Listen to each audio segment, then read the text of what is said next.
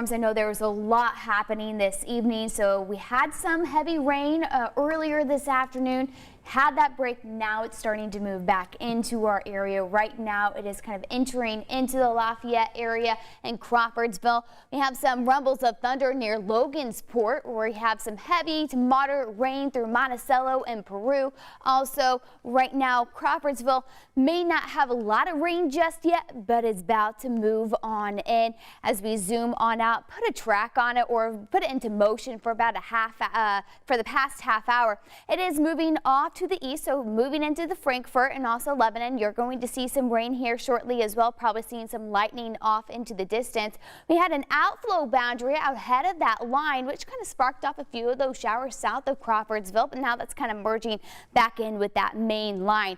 An isolated shower was tracking to the northeast of Greenfield, and as we take a big picture, that line of storms that it is tracking back through central Illinois, and eventually that will make its way across Indiana this evening. But right now it is pretty quiet in Indianapolis. 75 with those overcast skies. You're feeling that humidity in the air with our dew points in the middle 60s. Winds are out of the south about 7 miles per hour.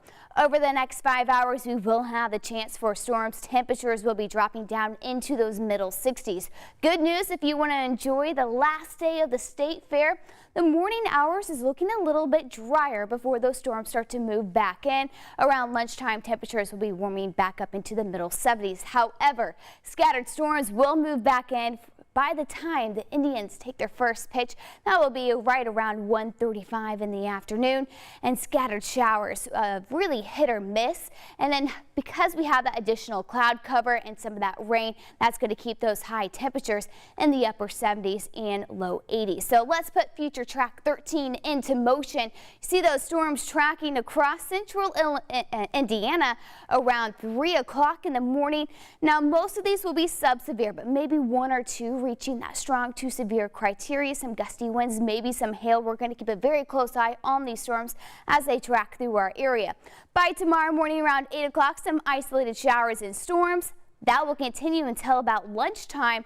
Once the heating starts to pick up ahead of that cold front, some of those scattered showers, especially for the eastern half of the state, could see additional scattered showers and storms. Now, the bigger threat for severe weather will be a little bit closer to Cincinnati and farther off to the east. Can't rule out maybe a cold air funnel.